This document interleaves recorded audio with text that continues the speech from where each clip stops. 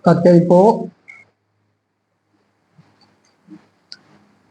pabuksan po natin ang ating mga banal na kasulatan dito po sa mga gawa.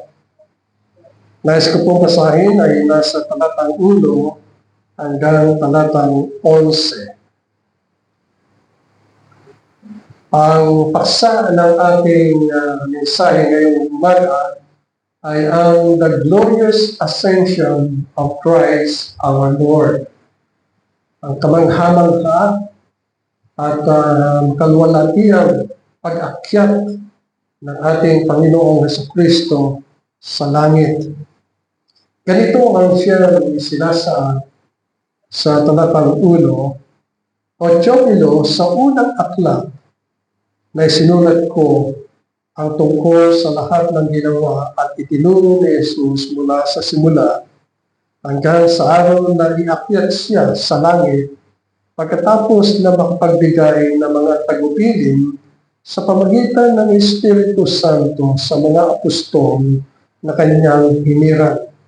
Pagkatapos na siya'y magdusa, ay buhay siyang nagpakita sa kanila sa pamamagitan ng maraming mga katunayan. Nagpakita siya sa kanila sa loob ng 40 araw at nagsalita ng mga bagay tungkol sa kaharian ng Diyos. Habang kasalo nila, pinagpilin niya sa kanila na huwag tumalis sa Jerusalem, kundi hintayin ang pangako ng Ama. Sinabi niya, ito ang narinig niyo sa akin, sapagkat si Juan ay nagbautismo sa tubig, subalit hindi na aabutin ng maraming araw mula ngayon na kayo'y bautismuhan sa Espiritu Santo. Nang sila'y magkatipon, siya'y kanilang tinanong, Panginoon, ito ba ang panahon ng panunumbalik mo sa kaharian ng Israel? At sinabi niya sa kanila, hindi ukol sa inyo na malaman ang oras o ang mga panahon ay tinakda ng Ama sa pamamagitan ng kanyang sariling otoridad. Ngunit tatanggap kayo ng kapangyarihan pagbaba sa inyo ng Espiritu Santo at kayo'y magiging mga saksi ko sa Jerusalem, sa buong Judea at Samaria at hanggang sa kaduluduluhang bahagi ng lupa. Pagkasabi niya ng mga bagay na ito, habang sila'y nakatingin, dinala siya sa itaas at siya'y itinubli ng ulap sa kanilang mga paningin. Subalit nakatitig sila sa langit at siya'y papalayo. Subalit may dalawang lalaki ang tumayo sa tabi nila na may puting damit na nagsabi, kayong mga lalaking taga-Galilea, bakit kayo nakatayong tumitingin sa langit? Itong si Jesus na dinala sa langit mula sa inyo ay darating na gaya rin ng inyong nakitang pagpunta niya sa langit. Hanggang doon lamang po ang pagbasa natin sa banal na kasulatan. Ang araw na ito, na Lord's Day, ay ito'y pagpapahayag ng tungkol sa pag-akyat ng ating Panginoong Jesucristo sa langit. Sapagkat kung nakaraang mga araw ay binunita natin ang kanyang kahirapan doon sa krus sa Kalbaryo at tunay na nagpapahayag kung paano na kanyang dinala ang lahat ng ating mga kasamaan, karamdaman, sakit doon sa krus sa Kalbaryo. At tunay na tayo ay pinatawad ng Panginoon mula sa ating mga kasalanan sapagkat tayo ay kanyang binago. Kaya nga ang sabi sa banal na kasulatan, ang sino man na kay Kristo Jesus ay bagong nilalang. Sila ay mga ipinanganak sa Espiritu. At yung lahat ng mga ipinanganak sa Espiritu ay Espiritu. At tunay na ipinapahayag dito sa ating pag-aaral na natapos ng Panginoon ang kanyang gawain, sapagkat itinakda ng Diyos na siya ay isugo upang iligtas at tubusin ang lahat ng mga nilalang na ibinigay sa kanya ng Panginoon. Nang ibig sabihin ay ang Diyos sa walang hanggan ay pumili. At ito ang doktrina ng Reform. At sinabing Reform ay naayon sa katuruan ng banal na kasulatan, sapagkat ang Diyos ay makapangyarihan. Siya ang may akda ng kaligtasan, hindi ang tao. Maring nadidinig ng tao o paano na si Jesus ay namatay, pero para sa kanya, walang ibig sabihin ng mga bagay na ito. Ngunit ito'y nadadama ng mga mananampalataya na sila ay mga hinirang.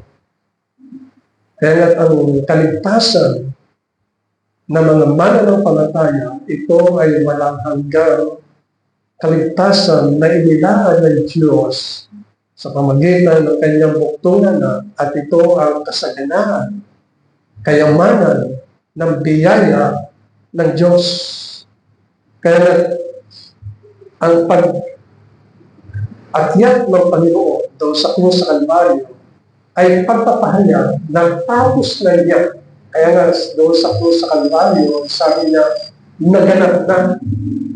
Nang ibig sabihin, yung siya'y isinugo ng Ama at pasanin ang lahat ng ating mga kasalanan. Nagawa na niya doon sa krus sa Kalbaryo. Natapos na niya hanggang sa siya ay nalalutan ng gilingan at siya ay inilibing sa isang libingan at pagkalipas ng 3 araw, siya ay ibinangon ng Ama mula sa kamatayan. At dito'y isinasaad sa banal na kasulatan kung paano na ang Panginoon ay nagpahayag, nagpakita ng mukhaan sa mga mananampalataya. Sapagkat ang sabi dito sa talatang 3 na ating binasa, pagkatapos na siya'y magdusa, ay buhay siyang nagpakita sa kanila sa pamagitan ng maraming katunayan. Sapagkat ang Panginoon sa Kristo ay buhay. Hindi siya kayang itago o hawakan ng kamatayan. Sapagkat ang Panginoon sa kanyang pamumuhay, siya'y buhay. O kaya nga dito'y isinasaan, ibinangon siya ng Ama at nagpakita sa loob ng 40 araw. Akala ng mga alagaan, siya'y mamatay, wala ng pag-asa. Pero siya'y nagpakita mula kay Mary Magdalene hanggang sa mga alaga at nasaksihan nila na ang Panginoon ay buhay. Maging si Tomas ay nasaksihan niya ng Panginoon ay buhay. Kasi sabi ng Panginoon, idampi mo ang iyong daliri sa aking kamay. Sapagkat dito sa kamay, nandun yung pagkapako doon sa krus sa Kalbaryo. Kaya ang pahayag at confession ni Tomas ay ang Panginoon. Nakita niya buhay. Kaya dito mga binawa ay para sa atin, ito'y a glorious na ginawa ng Panginoon kung siya ay umakyat sa langit. Tinapos na niya. At kailan nangyari yun? 2,000 taon na ang siyang nakalipas. At sa kanyang ginawa, ito'y makapangyarihan na kanyang ginawa sa ating buhay. Kaya ano na ngayon, 2024. At sabihin natin na Panginoon ay namatay 2,000 taon na ang siyang nakalipas. Maraming taon. Sabihin, maraming mga bagay na nangyari ngayon ay makapangyarihan ang Panginoon. Sapagkat tayo ay binuhay mula sa kamatayan. Nais natin sa umagang ito ay madama yung kapangyarihan ng Panginoon tungkol sa kanyang pagbabago sa atin ayon sa kanyang kapahayagan, ayon sa kanyang kalooban at kagustuhan. Ang layunin ng Diyos, tulad na sinabi dito na pagkatapos na siya'y magdusa sa buhay, ay buhay siyang nagpakita sa kanila. Siguro ang katanungan na maaaring dumating sa ating kaisipan, kanino nagdusa ang Panginoon? Ibig sabihin, bakit siya nagdusa at para kanino ang kanyang pagdurusa? Sa banal na kasulatan ay nililinaw sa atin ang mga bagay na ito. At ito ay kinakailangang makita natin sa pamagitan ng ating pananampalataya ang ginawa ng ating Panginoong Jesucristo.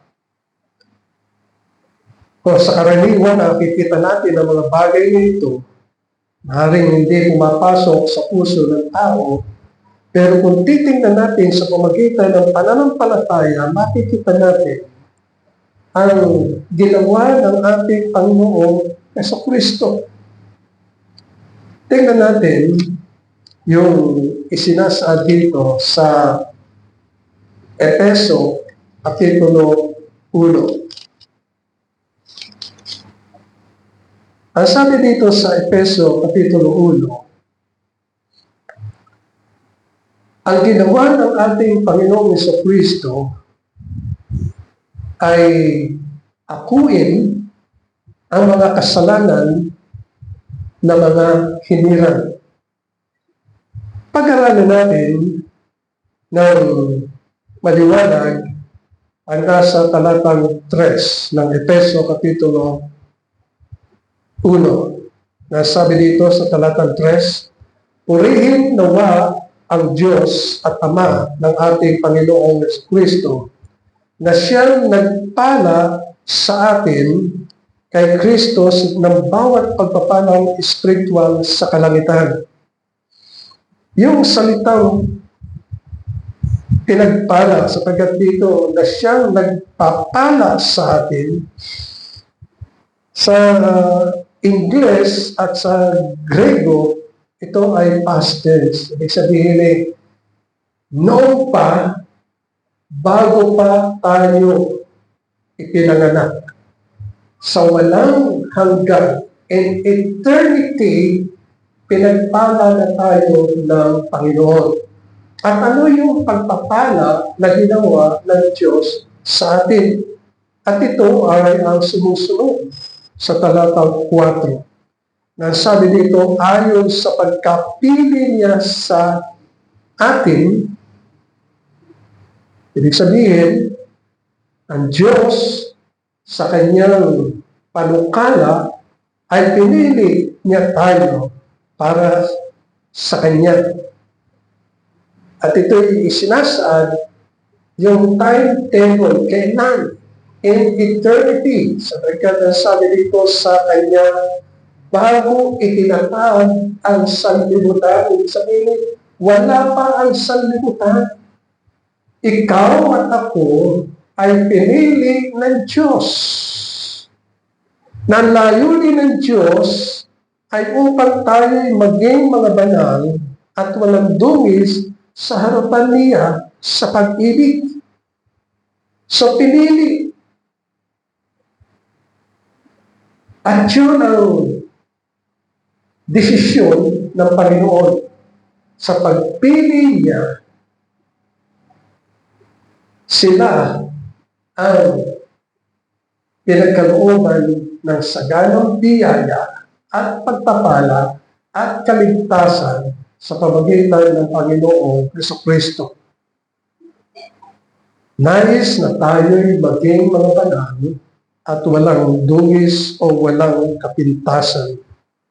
At yung talatang 5, sa pagpili niya, tayo'y itinalaga sa pagkupkop upang maging kanyang mga anak sa pamagitan ni Jesucristo ayon sa kabutihan ng kanyang kalooban.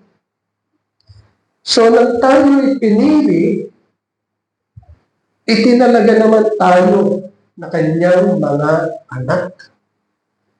So, ikaw at ako ay mga anak ng Diyos bago pa itatag ang sanlibutan. Hindi pa tayo ipinapanganak. Hindi pa natin naimumulat ang ating mga mata. Ito na ang ating katayuan na tayo ay mga anak ng Diyos. At yung mga hindi pinili, ito yung sinasabi ng Panginoon, sila'y mga anak ng Diablo. At yun ay maliwanag na sinasabi sa Juan Kapitulo 8, at doon ay sinasabi niya sa mga tao na ang inyong ama ay ang Diablo. Sapagkat ang mga tao yun ay hindi nananampalataya sa Panginoong Jesucristo. Maring kilala nila ang Panginoon. Katunayan, ang Diablo, tinutokso niya ang Panginoong Jesucristo. Pero walang kaligtasan. Gayun din, ang mga hindi pinili ng Diyos ay walang kaligtasan. Ang kaligtasan ay para lang sa mga hinirang, mga pinili ng Diyos.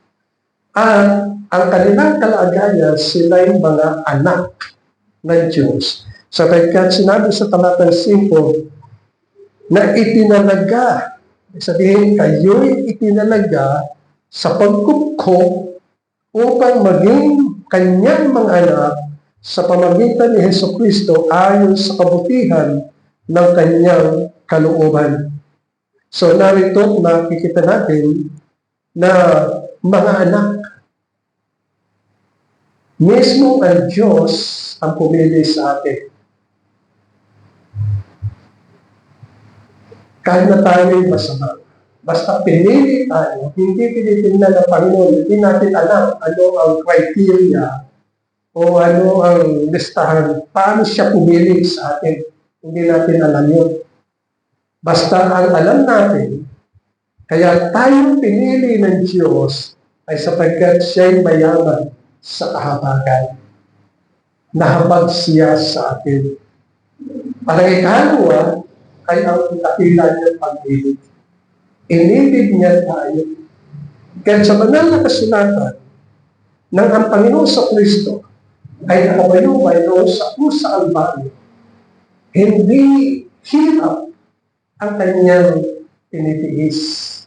Ang ipinamamalas niya ay ang kanyang pag-ibig sa bawat isa sa atin. Dahil may ibig niya tayo.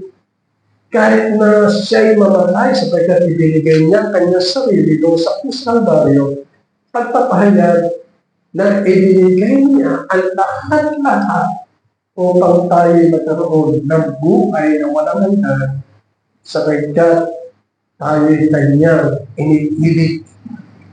Yung pag-ibig na yun ay wagas, dalisay. At kung nakita natin, ito ang layunin ng Diyos. At sa talatang 6 ay sinasabi dito, para sa ikapupuri ng kanyang malwalhating biyaya. So ang pagpili ng Diyos sa atin at tayo'y italaga bilang kanyang mga anak, ito'y sa kayamanan ng kanyang biyaya. Sa ikapupuri ng kanyang malwalhating biyaya na ipinagkaloob niya ng walang bayad sa atin sa pamagitan ng minamahal. Ito ay pagpapasaad ng kanyang kabutihan ng kalooban at kagandahan ng kanyang kabutihan sa bawat isa sa atin. Ang layunin ng Diyos ay makikita natin sa Hebreo Kapitulo 2 sa talatang 13. Ang sabi dito, mga minamahal, ay at muli, sabi niya, ilalagak ko ang aking pagtitiwala sa Kanya. Yung salitang Kanya ay ito'y tumutukoy sa Panginoong Jesucristo. Ilalagak ko ang aking pagtitiwala sa aking buktong na anak, ang Panginoong Jesucristo. At muli, narito ako, dito ay nangungusap naman ay ang Panginoong Jesucristo. Yung ako ay tumutukoy sa Panginoong Jesucristo. At ang mga anak na ibinigay mo, na ibinigay sa atin ng Diyos. So itong bagay nito ay nagpapatunay dito sa Epeso na ang mga hinilang ng Diyos bago pa itatag ang sanglibutan, ay mga itinalagang mga anak ng Diyos. Ang Diyos ang siya nagsabi, ito ang pinili ko, ito ang aking mga anak, at ibinibigay ko sa Panginoong Jesucristo. Kaya narito, ang sabi sa talatang 13, narito ako, ito ay nagsasalita ang Panginoong Jesucristo, at ang mga anak na ibinigay mo sa akin ng Diyos, nililigang sa atin, mga minamahal, na dito'y tinutukoy na ang mga hinilang ng Diyos ay mga anak niya sapagkat sila'y mga pinugko. At sa talatang 14 ay pinapahayag din dito, mga minamahal, na kaya yamang ang mga anak ay nakibahagi sa laman at dugo. Ibig sabihin, mga minamahal, ay sa walang hanggan tayo ay ipinanganak. Pinili ng Diyos. At isinasaad dito, mga minamahal, yung sinabi ng Panginoon sa mga salita niya at ipinanganak sa Espiritu ay Espiritu. So ang mga anak ng Diyos, sila'y mga Espiritu pinanganak sa kaharian ng Diyos. At ang Diyos din ang siyang naglaan ng katawan para sa mga anak niya. Kaya yung ating mga katawan, mga minamahal, ito ay kaloob ng Diyos para sa atin. Itong katawan ito, kaloob ito ng Diyos para sa atin. Sapagkat nang isugo niya, inyong pansinin yung sumusunod na pangungusap. Una, sabi niya, yamang ang mga anak ay nakibahagi sa laman at dugo, ibig sabihin, binigyan sila ng laman, katawan, at dugo. At yung sumusunod ay sinabi, at siya naman, yung siya ay tumutukoy sa ating Panginoong Jesucristo ay nakibahagi rin sa mga bagay na ito na binigyan siya at ipinagkalooban siya ng katawan. So, laman at dugo. Yun ang tinatawag na doktrina ng incarnation. Yun ang tinutukoy sa Apostles' Creed na sa pamagitan ng banal na Espiritu, ipinaglihi siya at ipinanganak ni Virgin Maria. So ang Panginoong Jesucristo ay nakibahagi din sa laman at dugo upang sa pamagitan ng kamatayan. So ang kamatayan ay nangyari sa ating Panginoong Jesucristo ay kanyang mapuksa ang may kapangyarihan sa kamatayan sa mapatid bagay ang diablo. At mapalaya silang lahat. Yung lahat, hindi tumutukoy sa lahat ng tao, kundi sa mga pinili ng Diyos, sa mga hinilaw na dahil sa takot sa kamatayan at sa buong buhay nila ay nasa ilalim ng pagkaalipin. Kaya ito, mga minamahal, ang siyang tinutukoy. Kaya nililiwanag sa atin sa John chapter 17, verse 16, ang sabi dito sa John, sa Juan, ipinahayag ko ang iyong pangalan sa mga taong ibinigay mo sa akin mula sa sanlibutan. So ito ay tumutukoy dito sa Efeso na sa walang hanggan, tayo ay pinili ng Diyos at tayo itinalaga na mga anak ng Diyos. Kaya sabi ng Panginoon si Kristo ay ang pangalan mo o Ama ay iniligay ko. Kaya sabi niya, ipinahayag ko ang iyong pangalan sa mga taong ibinigay mo sa akin mula sa sanlibutan. Sila ay iyo. So ang mga hinilang, pinili ng Diyos bago pa itatag ang sanlibutan, ito'y pag-aari ng Diyos. At sa ating pananampalataya, nananampalataya tayo na tayo ay mga pinili at hinilang ng Diyos, tayo ay kanyang mga anak. At nililiwanag dito. Kaya tayo ay pag-aari ng Diyos sapagkat merong tatak tayong tinanggap. At yun ang sinasabi sa Efeso. Ang banal na Espiritu ang siyang nagtatak sa atin. Siguro kung gusto natin tingnan, ito ay nasa Efeso Kapitulo 1 na ipinapahayag sa atin ng banal na kasulatan. Ang sabi dito ay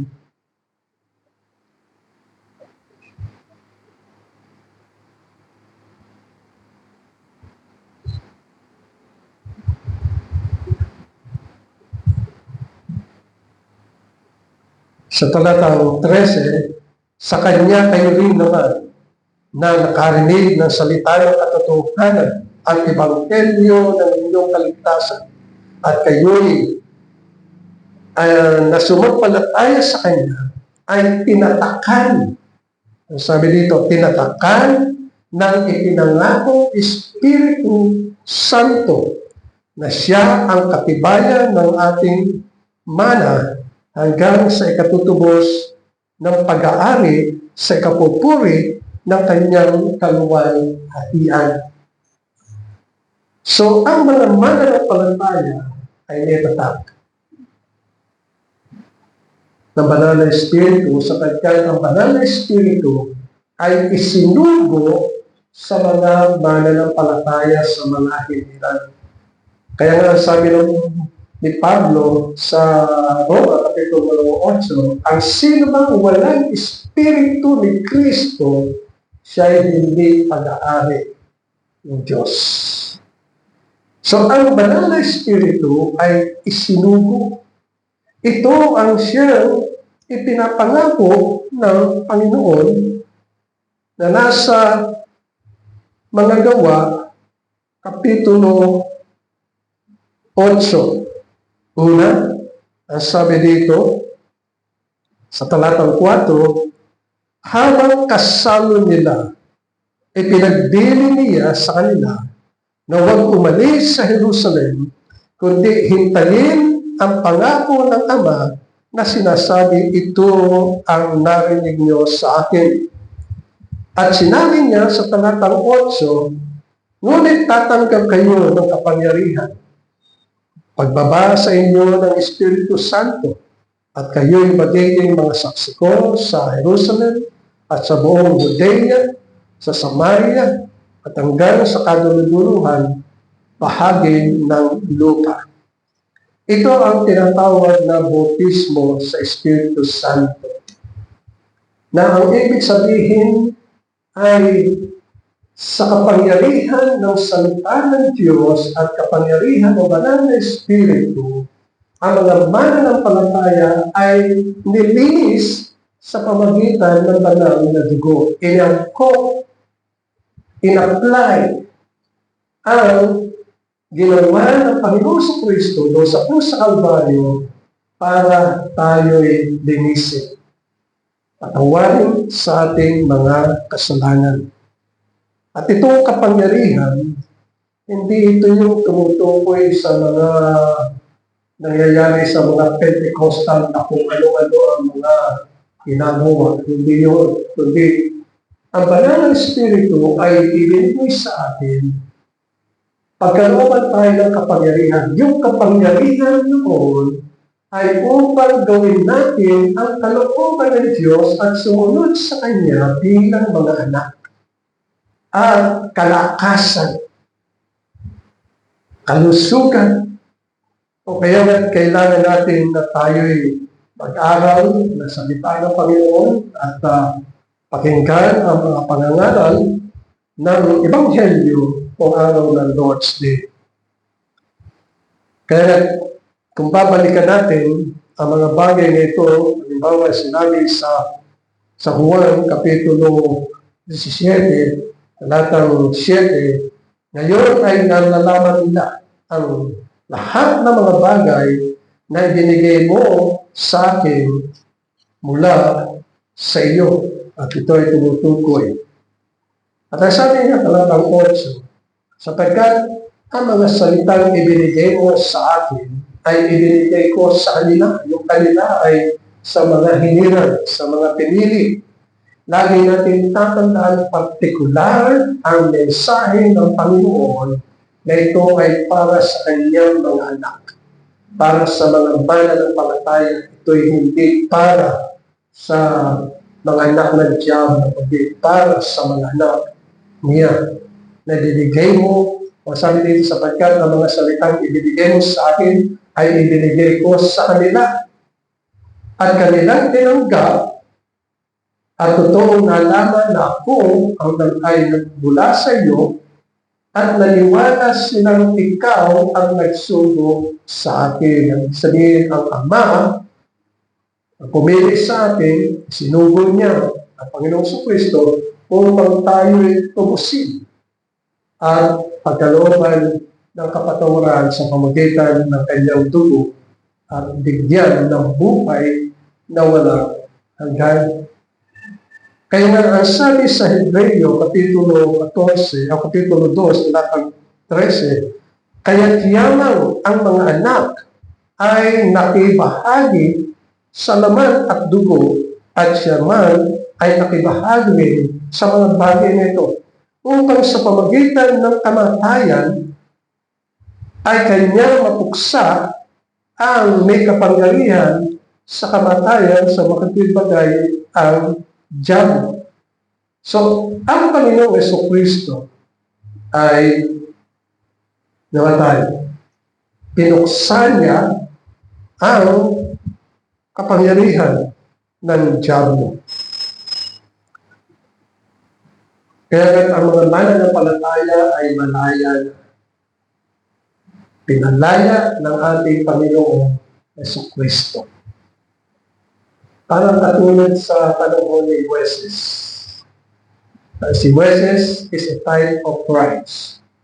At nakiusap siya kay Panginoon na mga Israelitas ay palayain at nagawa ng Diyos sapagkat ang sabi ng banal na kasulatan, ang Panginoong Jesucristo o ang banal na Espiritu, ang Panginoong Diyos ay gumawa sa buhay at sila'y nakalabas ng Ehipto, nakatawid sila ng dagat na kulat.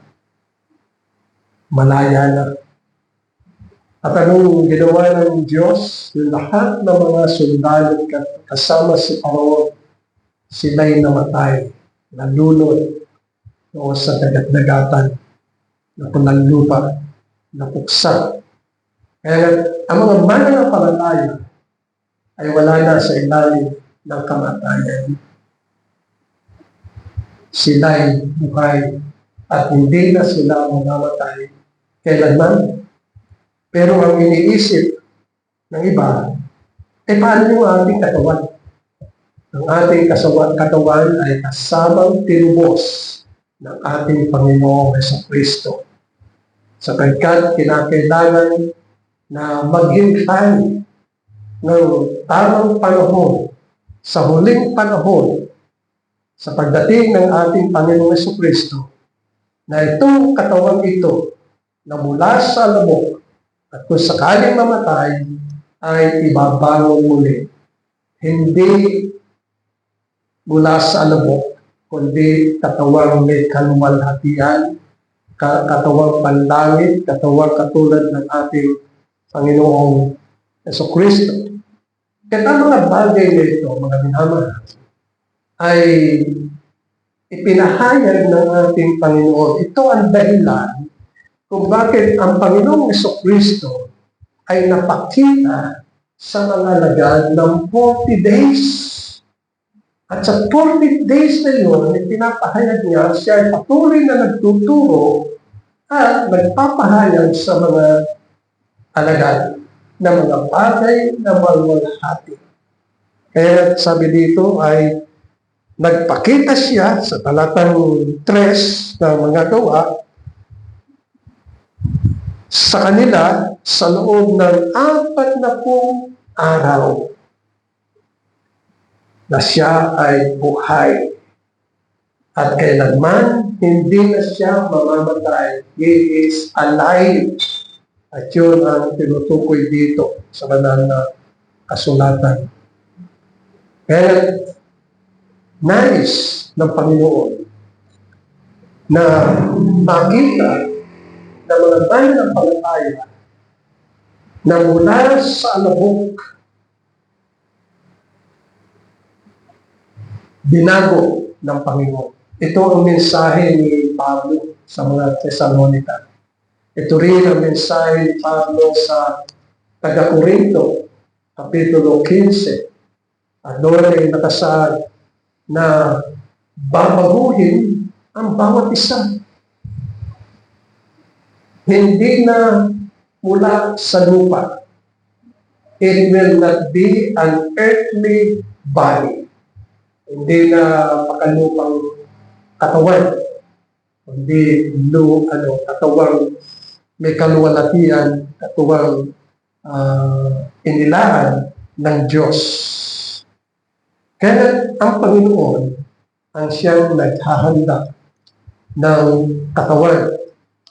Tulad ng binasa natin sa Hebreo, at nakita ito ng mga alagad.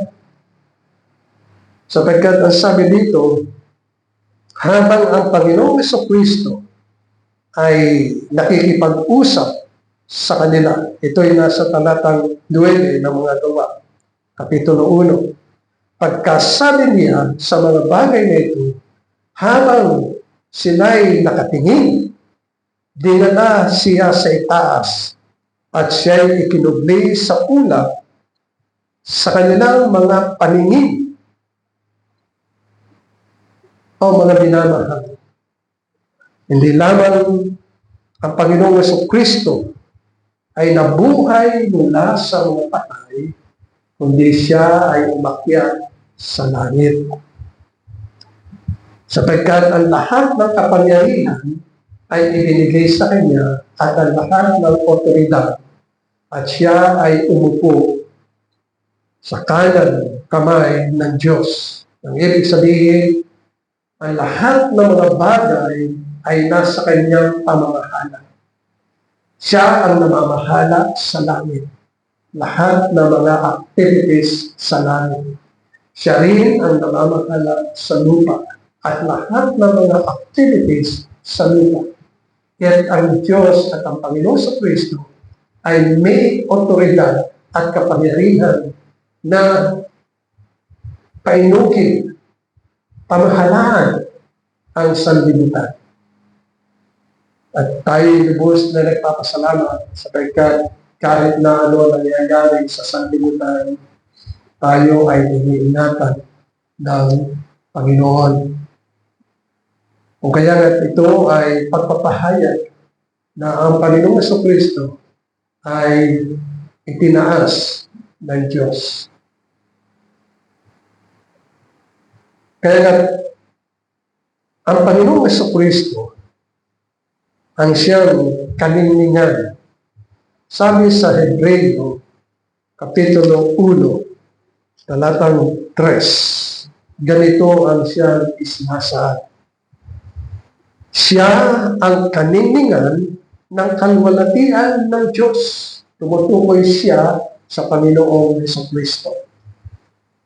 Kaya nakikita ng mga alagad na siya'y nabuhay na magmuli at siya'y umakyat sa langit at nakikita nila sa kanilang puso sa pamagitan ng pananampalataya, nakikita nila ang kaningningan ng Panginoong Jesucristo.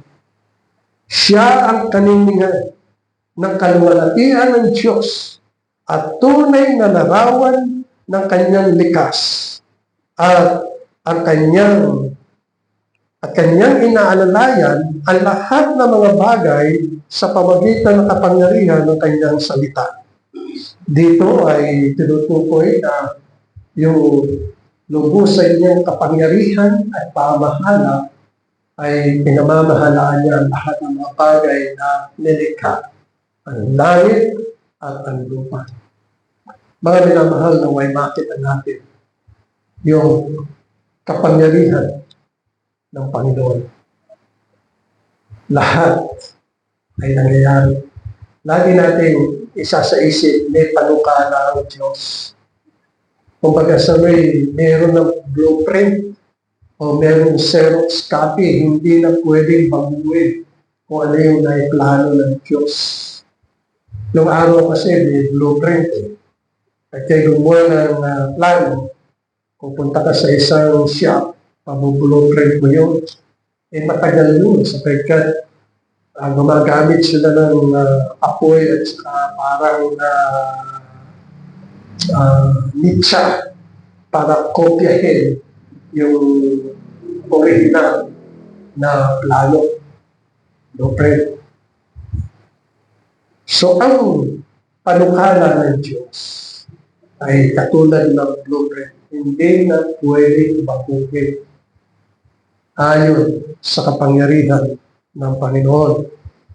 Kaya sabi dito ay sa pamagitan ng kanyang salita, kapangyarihan, kanyang inaalalayan ang lahat ng mga bagay sa pamagitan ng kapangyarihan ng kanyang salita.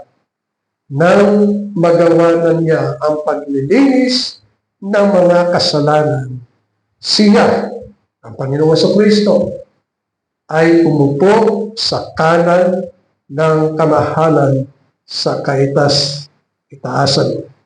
O kaya nga dito mga minamahal ay pinapahayag ang kaniningan at kalwalhatian ng ating Panginoon na siya'y naroon sa langit. Ang ikatlo na makikita natin dito mga minamahal nang umakyat ang Panginoong Jesucristo ay yung nasa talatang 9 hanggang sa sumusunod na talata 11 ng mga gawa, Kapitulo 1. Ang sabi dito, pagkasabi niya ng mga bagay na ito habang sila'y nakatingin. Dinala siya sa itaas at siya'y tinubli ng ulap sa kanilang mga paningin. Samantalang nakatitig sila sa langit at siya'y papalayo, biglang may dalawang lalaki ang tumayo sa tabi nila na may maputing damit na nagsabi, "Kayong mga lalaking taga Galilea, bakit kayo nakatayong tumitingin sa langit? Itong si Jesus na dinala sa langit mula sa inyo ay darating na gaya rin ng inyong nakitang pagpunta niya sa langit." So dito mga minamahal ay pinapahayag ang tungkol sa kaganapan, the realization of all things at the end of the world. Bakit kinakailangan ang mga mananampalataya ay kinakailangan maghintay? Sapagkat ayon sa panukala ng Diyos, ay kinakailangan ang lahat na mga hinirang, ang lahat ng mga pinili at mga anak ng Diyos ay maghintay sa mga ipapanganak. Halimbawa, katulad sa ating panahon,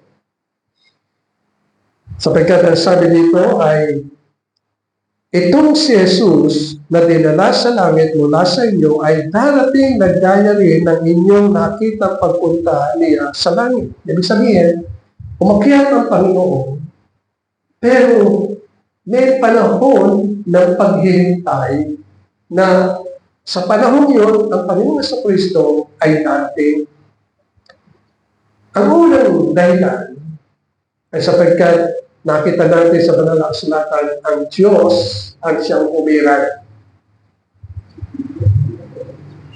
ng mga tao at tayo'y mga pinili ng Panginoon.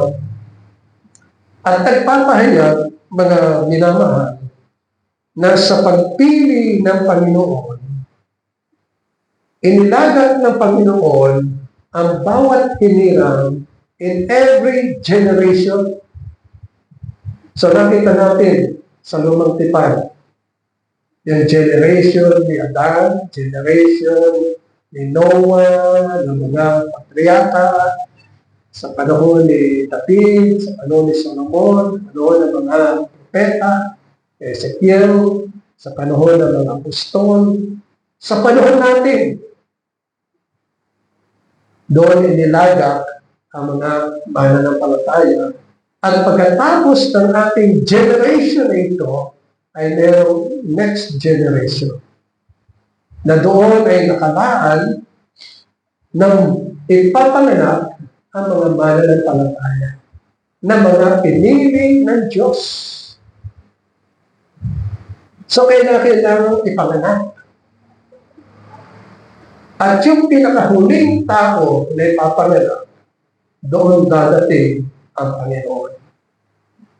Pero maraming mga pangyayari sa lupa ang nangyayari. At makikita natin ang mga bagay na ito. Kaya nga ang Diyos ay nagpapahayag. Kapag nangyari na ang mga bagay na ayon sa panukala ng Diyos, darating ang Panginoon sa Kristo sa kanyang kaluwalhatian, tulad na sinasabi sa Revelation. Sa Revelation, napakaganda ng mga bagay na sinabi ni Juan nang makita niya ang Panginoong sa Kristo. Nakita niya sa pangitain ang mga bagay na siyang tumutukoy sa ating Panginoong Jesucristo. At dito ay naglalahad. Sabi ni Juan, ito ang nakita ni Juan sa Revelation chapter 1, verse 13. At sa gitna ng mga ilawan, ay may isang katulad ng isang anak ng tao. Ito ay tumutukoy sa Panginoon sa Kristo, na may suot na damit na hanggang sa paa at may gintong tigtis sa kanyang dibdib. At ang kanyang ulo at ang kanyang buhok ay mapuputing gaya ng balahibo ng tupa, gaya ng miyele, at ang kanyang mga mata ay gaya ng ningas ng apoy. Kaya naman sinasabing katulad ng ningas ng apoy, sapagkat nakikita ng Panginoon ang lahat ng mga bagay. Ng tao ay walang maipupubli sa Panginoon. Nakikita ang haka at kaisipan at kasamaan at kabutihan ng tao. Nakikita ng Panginoon. So, talatang 15, at ang kanyang mga paa ay katulad ng panso, pinakintad na parang dalisay, dinadalisay o dinalisay sa isang pugon. Ang kanyang tinig ay gaya ng ingay ng maraming tubig. Sa kanyang kanang kamay ay may 7 bituin at mula sa kanyang bibig ay lumabas ang isang talas na taba na may 2 taling at ang kanyang mukha ay gaya ng araw ng matinding sikat. Ito ang mangyayari sa pagdating ng ating Panginoong Jesucristo. Kaya sinasabi dito, mga minamahal, yung sinabi ng mga anghel na ito si Jesus na dinala sa langit mula sa inyo ay darating na kaya rin ng isang nakitang pagpunta niya sa langit. Makikita ng lahat ng tao mula kay Adan hanggang sa huling ipapanganak na tao. O mga minamahal, ito ang nakitang kaningningan at kabutihan ng Panginoon habang ang Panginoong Jesucristo ay umaakyat doon sa langit. Amen. Maraming salamat po, o aming Diyos at aming Ama, sa iyong mga salita, sa katotohanan na iyong inilahat ngayong umaga. Patuloy mong pagpalain ito sa matamis na pangalan ni Jesus. Amen.